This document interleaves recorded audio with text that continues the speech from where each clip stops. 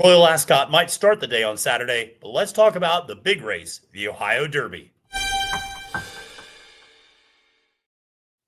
Hi, everyone. Matthew DeSantis here with NYRA Bets. Here with the preview of Saturday's Ohio Derby. I'm going to be joined by a very special guest and native son of Ohio, Ed DeRosa from Horse Racing Nation. But before we get to Ed to talk about this Saturday's Ohio Derby, a really interesting field, I want to remind you to press that like button and subscribe to NYRA Bets YouTube today. Subscribing is entirely free of cost, just notifies you when new videos drop on the channel, whether those are race previews, full card analyses, handicapping and betting tutorials, weekly programs, specialty content, and so much more. We got you covered for Saratoga coming up, the Breeders' Cup, and beyond. All right. Well, listen, like I said, we have a big week of racing. Obviously, Royal Ascot's taking place during the week and finishes on Saturday. We got some nice races at Churchill Downs on Saturday, including the Chicago Stakes, which we're going to have a preview for up here on the channel. But today we're talking about Ohio and the Ohio Derby. Wanted to bring on, like I said, a native son from Horse Racing Nation, Ed DeRosa. Ed, thank you so much for taking the time to join me. Appreciate that. And an exciting renewal of the Ohio Derby this Saturday up at Thistledown. Yeah, it's gratifying as someone who grew up at Thistledown to see the race maintain its place. I definitely remember some lean years in the late aughts, pre-slots. I think it was in danger of even losing its graded status. And there was a year that the day didn't even do $1 million in handle. So they've managed to build it up again. Solid stakes are a part of the program. And as if living in Cleveland weren't enough to make this one of my favorite days, my only time qualifying for the NHC came via an Ohio Derby bet. So even it's doing well for me, even beyond my residency. Fantastic. I love that. As a native of Pennsylvania who grew up going to Penn National, I'm still waiting for them to run the Penn Mile, and I might be waiting for another couple of weeks for them to do that for their big day. That's a whole other discussion we don't need to get into about forecasting and meteorology. But yeah, listen, this field of 10 is, I think pretty interesting, and certainly some big names that people are going to be familiar with, just the casual fan. You have a horse like Clever, again, your morning line favorite, who, of course, everyone saw in the Preakness and got the worst of that jostling at the top of the stretch between journalism there before he went on to win that race. You also have a horse like Chunk of Gold, who people remember from the Kentucky Derby. And for those of us up here in New York, certainly a horse like McAfee and Mo Plex are two horses we're very familiar with running up here in the New York circuit. So a really interesting field. And I want to transition over to your fair odds graphic, which you always do for Horse Racing Nation. Always appreciate this and kind of you letting people know what are the odds you're interested at these horses at, depending on, where they float up or down leading up to the race and kind of what your thoughts are on betting. So I'll kind of turn things over to you and kind of how you see this race maybe playing out and kind of where your strongest opinions are in this field. Yeah, this is a great race, I think, to try to combat top pick syndrome because there's, I think, several directions you could go in from that standpoint. If you want the most likely winner, I do think Clever, again, fits that. I have him at 2-1 on my fair odds. He's 9-5 on the morning line. I would think, given Jose Ortiz up and the celebrity of having run in the Preakness, that he will be shorter than my fair odds. So, he wouldn't be a candidate for me as a top pick because he's an underlay. Then you have Chunk of Gold, who definitely will not be the favorite, but based on the morning line is probably the horse I'm most against in this race. I have him at 10-1, and Jareth Loveberry, it's won the Ohio Derby before, and certainly connections that are easy to root for. But I do think he's up against this group, especially given the run style. I think being forward is going to be more favorable here. So I see him as the horse maybe you're looking to beat. He has some celebrity to him too, and I agree with the morning line. He's going to take some money. So in my mind, that leaves McAfee, Master Controller, and Mo Plex is the three that, if you kind of look at my fair odds versus the morning line, may offer some opportunity. And then it's just a matter of, okay, do you want to go with the more likely of those, which is, probably McAfee. Mo Plex could end up being the biggest overlay if you look at my fair odds versus what his off odds could be. And then Master Controller, I'm incredulous that he's actually going to be 20-1. But he's certainly of the horses who are going to be greater than 10-1. the one I would be looking to slot into those exotics, because I think, given that this is the big day, it's sort of a B or even C track. Chunk of Gold is going to take money. I mean, this is just a horse that people don't leave out of their trifectas. And if he's the one you could beat out, even though he's not going to be the favorite, I think there's some opportunity there. And Master Controller would kind of be the one I'd love to see sneak in there. So to me, it's a matter of, okay, these three, McAfee, Master Controller, and Mo Plex, are the ones that are likely to offer value. And then as the better, you got to decide, okay, how do I extract that value from the race with those three horses? Of course, they have to run well too. Yes, of course. And it's going to be interesting to see because obviously Clever, again, a horse that has outstanding early speed. Expect that horse to be up on the front end. But Mo Plex is the same way. Master Controller also coming off a gate to wire victory last time out. So it's possible you see a little bit of speed there on the front end. Obviously, you referenced, last year batting down, winning this race in gate to wire fashion. So certainly, speed can do rather well up on the front end on this track. And so it'll be interesting to see how much a horse like Mo Plex, who's doing 2 turns for the first time and is over 3 at a mile, is going to be able to, do you change tactics a little bit? Do you try to take back? Do you try to rate to try to, divvy out the energy this horse might have to get the 9 furlongs and to get the mile and an eighth? Right. Master Controller, I agree with you. I mean, when I was kind of doing my initial analysis of this race for NYRA Bets, I was somewhat incredulous that he was going to be 20-1 and felt like a really good potential, at least underneath play in this race, as a horse that may come back as a 3-year-old, maybe a little bit better than he was as a 2-year-old. And on Mo Plex, real quick, because I pulled up some complexity stats, because I noticed as well that he had not done 2 turns before. He does have the mile, but complexity has been interesting. This is his first crop. Mo Plex is the second crop or 2-year-olds. And I thought it was super interesting that looking at the route races, there was a clear divide among his progeny. Synth and Turf are just 1 for 32 routing. But when it's a dirt route, it's 8 for 39. And maybe 9 furlongs, a bit of a stretch, but to me, the number power and the fact that this horse definitely seems, this horse's sire definitely seems to be better on dirt than turf. And I don't know where most of these horses are, but it is not an insignificant sample size on turf. They keep trying complexity on turf, and the numbers say stop. So I'm going to not worry about the 2 turns. I definitely get why Jeremiah was running this horse in the races they were, and this seems like a logical spot to try 2 turns, albeit at 9 furlongs. So that is a test, but I do think the price is going to be right. So I thought it was kind of interesting on complexity. And for those that use the Brisnet PPs, they're going to see a very low average win distance for the sire, but would just caution on that because this is just a second crop. So most of the wins have come in maiden and allowance races that most typically are, lower than a mile. So that was kind of my point on Mo Plex, that I'm not concerned about the distance. It makes a lot of sense. And I think another horse that might not have the most outstanding up top influence is McAfee, who, of course, is sired by Cloud Computing. But that damn side pedigree is outstanding in terms of the connection to Cody, to Torpedo Anna.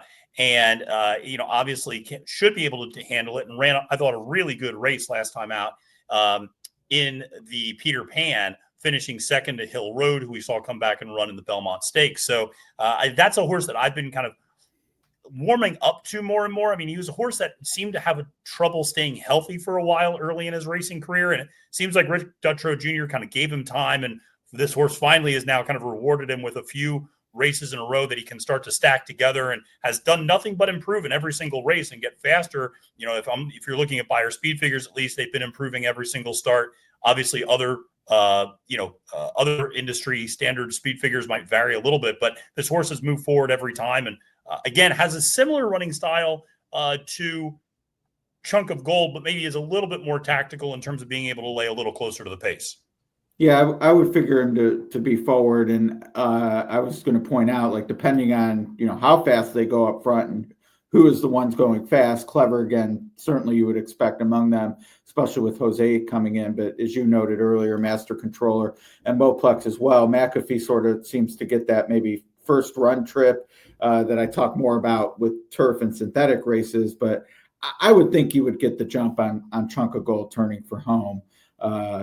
We'll see. But yeah, I agree with what you said in terms of the form moving forward. My issue, Matthew, and I'm not typically a class handicapper, admittedly, and certainly not to knock your home team there. But man, it's been rough to see what some of these horses out of the New York Stakes are coming back to do, including Hill Road and the Belmont. And maybe you just say, well, the waters were too deep for him here and there, and this is certainly friendlier confines. And I'm willing to give that a shot because McAfee, I think there are some editions of the Ohio Derby where he would have been the favorite. So I do think we might end up, I mean, he's 3-1 on the line, so my fair odds are a little above that. I think he could float higher than 3-1. So he's definitely going to be on my radar. Is a horse I want to use if the public is more in my direction than what the morning line odds maker think. But my concern with him is much more the running lines than it is the pedigree lines. So I want to go back to something you said earlier with regards to Clever Again. And obviously this horse I think is probably going to take a lot of money simply because of that name recognition from the Preakness. And, obviously that was a very memorable moment as well within the Preakness. So it's not like he was just an also ran and, people kind of forget how he ran. Like, no, he was very much involved in kind of the central plot line of that race and got the worst of it. But he was already backing up in that race. I mean, he was already kind of cooked on the front end. Now, admittedly, they probably are going to go a little bit slower than they did that day at Pimlico when they were clicking off some pretty serious fractions up on the front end. But he's a horse that from a pedigree standpoint, you would think would want to run all day. I mean, with American Pharaoh and Galileo influence, but still a horse that I don't know. I think if there's pressure being put on him by either Master Controller or Mo Plex, like I agree with you in terms of trying to play against him. And I'm always skeptical, and I don't know about you on this. A horse coming out of a race like that, where even, he got scraped up a little bit. Yes, he came out in okay shape. I just worry about a horse like that. And I kind of want to see him run again to make sure there's not a ghost, or if he has to fit through a tight hole, or if he suddenly is in tight on the rail and somebody's coming over on him, that he doesn't kind of freak out a little bit and may start, backing up again, or is just shies away from that sort of conflict. So for me, at a short price, he's going to be a play against in this race. Yeah, I can't disagree. I mean, I'll probably have some situation where Master Controller surprises to, where I don't think that's totally out of the realm of possibility. I'm not going to want to lose if it's 9-6 or reversed, which I won't say. This is a family program, but otherwise, yeah, he's going to be too short. And certainly in the multi-race wagers, and I haven't looked beyond the Lady Jacqueline. Typically these big days at tracks like this are pretty chalky on the undercard stakes. It's state-bred horses that have kind of separated themselves. So I'm kind of thinking, based on the mode of these types of days, that Clever Again might be the opportunity to be a favorite in the sequence. Now, if I land for whatever reason on a couple 20-1s, well, then great. I can play a ticket where Clever Again can close the show with a couple prices. But I mean, I agree with you that the value won't be there. I shouldn't say wish, but like this is a situation too. If let's say a horse like Final Gambit were in here, more of a closer type that's going to take money, then maybe, Clever Again, say he's 3-1 in that situation. Sure. Yeah, you take a shot that he can win gate to wire, because I do think his Hot Springs, if he were able to run that race, wins this the vast majority of the time. Yeah. But to be able to see it out gate to wire against this group, I'm not so sure, especially with two of the biggest speed threats to his outside. I mean, you have to think one of them is going to go at some point in the early part of the race. So tough to disagree that at 9-5 morning line, and I think maybe even shorter post time, that you got to take a shot against. Yeah, listen, it's going to be interesting. I mean, you're right. Sentimentally, I'm a big fan of Chunk of Gold. I'm a big fan of Antiquarian, also sired by Preservationist. The story's fantastic in terms of, this very modest purchase who has managed to get the connections all the way to the Kentucky Derby and beyond. But yeah, we'll probably be up against it. And like you said, will not present great value because people, A, like the story, and B, remember him from the Kentucky Derby. So the casual fan who might be dipping in to bet this race might go, hey, that horse is a Derby horse. Geez, I don't remember any of these other horses in the Derby. I'm going to be putting my money on this. And I think they'll remember Jareth. Was Two Phils 3 years ago now. That's hard to believe. It doesn't seem like that. 2 years ago.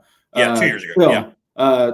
Not so long that people won't remember him shipping in and getting the dough. So yeah, I just see no scenario where he's going to offer value. And because of his run style too, I think even if you don't love him to win and say, oh, I can't play him at 7-2, 4-1. I think a lot of people are going to be reticent to leave off a horse who figures to be doing some running late and can at least be second or third. So I really think the opportunity here, and again, I would say other than with Master Controller, who just has all the signs of, I don't know about 20-1, but I do think he'll be double digits. Yeah. I'll probably fool around with, some keys with him where I wouldn't let Chunk of Gold beat me with Master Controller. But otherwise, when it comes to McAfee and Mo Plex, the two horses I do like best, I wouldn't want to hook them up with Chunk of Gold. Makes a lot of sense. Ed, you had mentioned that you did look at the Lady Jacqueline. Nice little race as well right before, and didn't know if you had a thought or just kind of an idea in that race that you wanted to share with the folks. Yeah, somewhat similar to sort of the Ohio Derby, like, okay, how are they actually going to bet this? I don't know, surprised, but when I looked at it, I thought, okay, where's my ring's going to be the favorite? And number 7, whose name I do not know how to pronounce, and I don't remember how. Pinoir, okay. I was surprised to see she was the morning line favorite. Now it's close, 9-5 and 2-1. I absolutely prefer Pinoir, so I'm hoping there's actually some separation, and where's my ring is the favorite. She was 2-1 somehow last out in the Shawnee. Maybe the shine's off after that poor performance, but she didn't fit with that group. So, I was surprised to see her take that kind of money. And Mike Smith, not that Jose Ortiz won't take money, but, Mike Smith is no slouch either. And is he in the Ohio? I'm a little nervous. He is. Yeah. He's on Carvino. Okay. Oh, Carvino, that's right. So he will be there then. That's going to attract money too. In the era of CAW, et cetera, I don't know how much money of that gets erased, but I still think it's present. We see it on the big days. You can still find value on the celebrity horse or horseman. I'm going to hope that Pinoir is actually not the favorite, and that would be a single for me. Unfortunately, we won't know that in the pick 5 and pick 4 pools. But Thistledown, like NYRA, has dollar minimum pick 3s, and I'll definitely be looking at that option, races 10, 11, 12.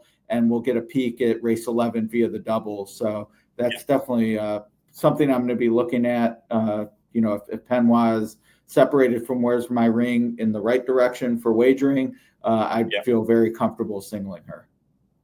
Love it. Yeah, no, I definitely agree with you in terms of being out on where's my ring. I feel like that's a one figure type of a horse, perhaps, in terms of that one big performance 3 back, and now you're in a new barn, and you're right, last time out was not great, but still has a little bit of that name recognition, having that gazelle and things like that. So absolutely. And listen, you're right. We see it every weekend up here, the IRAD factor. We could talk about CAWs, we could talk about all that, but you put IRAD on a horse, could be 20-1. That horse is going off at 6-1. And so, we see that sort of money, the public money, really gravitating towards certain jockeys and certain names. And like you said, Mike Smith's got a big magnet for that sort of action sometimes in these spots, especially on a smaller track on their big day. So, Ed, appreciate your time with us here on NYRA Bets, and let the good folks know what's going on at Horse Racing Nation and what you have going on there. Yeah, well, we always try to bring good information, racing coast to coast around the world this week, especially with Royal Ascot. So horseracingnation.com for all your editorial needs, and a lot of the stats I reference and videos like this and on social media come from products we have. So I encourage people to check that out if you're into, especially first-time starters is definitely one of the things I really like diving into, and we have some stuff for that. So as 2-year-old racing heats up with Saratoga and Del Mar around the corner, definitely going to be doing more dives into that, but excited to have the big stakes in my home state this weekend. Absolutely. And I just speak personally. There's nothing I like more than when I land on a first-time starter in a race and I see that the HRN gives it like a 4 or 5 star, and I go, now we're doubling down on that. So you're ready. Always appreciate that service.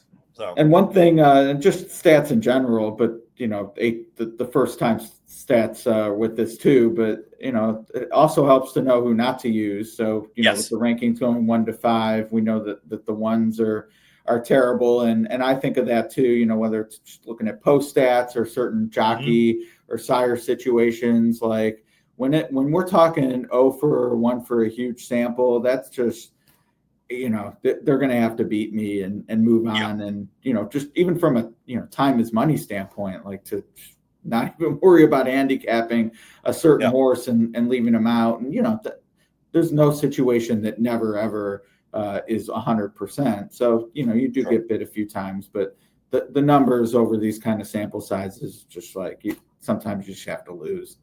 Yeah, they don't lie very often, and there's trends for a reason. So right.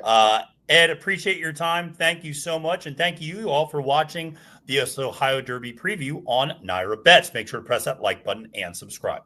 For Ed DeRosa, my name is Matthew DeSantis, wishing you a great and profitable day at the races and reminding you, friends, it's now post time.